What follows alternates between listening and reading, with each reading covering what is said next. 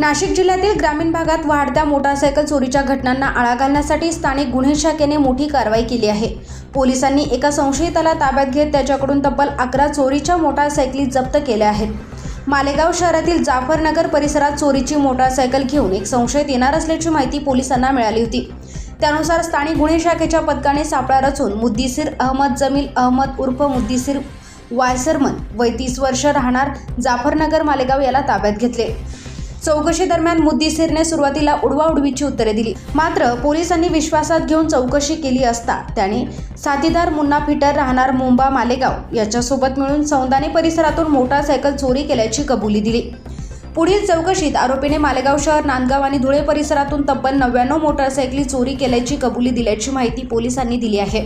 त्याच्या कबुलीतून पोलिसांनी 3 Honda unicorn, 2 Honda shine, 2 Karman scooty, 2 Suzuki access, 1 royal Enfield bullet आणि 1 बजाज डॉमिनार अशा एकूण 11 दुचाकी जप्त केल्या आहे।